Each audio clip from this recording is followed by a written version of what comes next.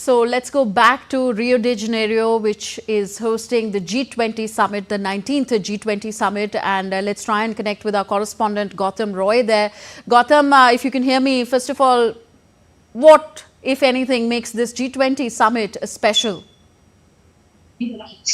Well, Davi, hi. This G20 summit is coming at a time which is very, very critical for the entire world, and that is what makes it very, very special. Apart from the fact that it has set these goals that it wants to achieve, it wants to move the world forward on them, be it tackling hunger and poverty, be it reform of global institutions. Institutional reform has been a major issue as far as India and both Brazil are concerned, but it concerns the world at large, and then, of course, the issue of climate change.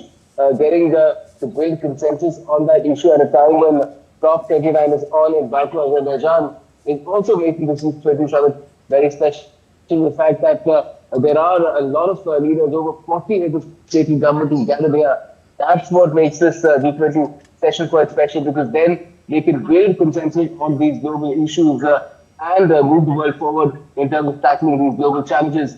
And this has leaders such as Joe Biden, of course, is here. There's the Chinese President Xi Jinping, India's Prime Minister Narendra Modi is here. Narendra Modi, of course, coming to this G20 after getting successful third mandate. One of those rare leaders who undergone elections in 2024 and yet retained his position.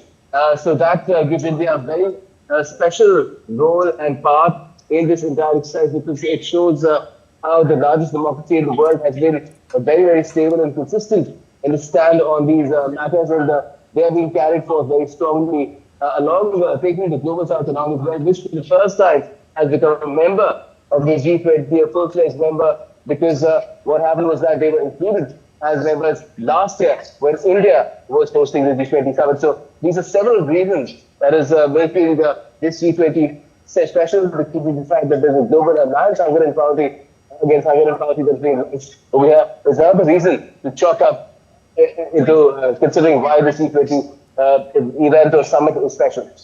Okay, Gautam, do we know the issues that Prime Minister Narendra Modi is likely to highlight at the summit?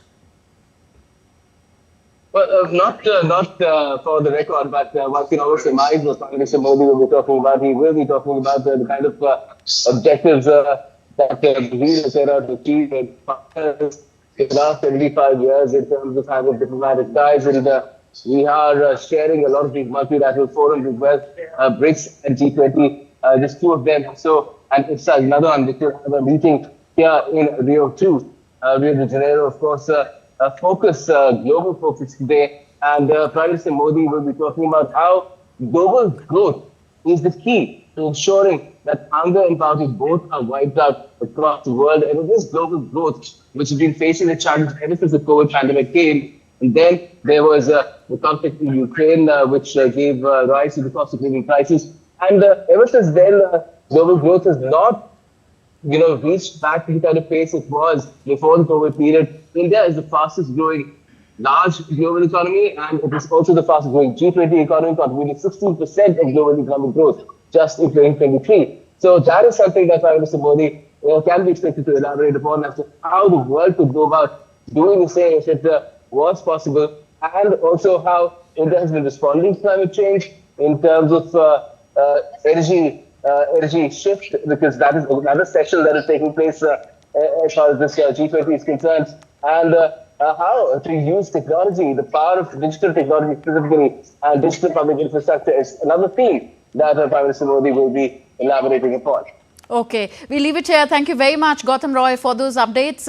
Gautam Roy covering the G20 summit in Rio de Janeiro for us.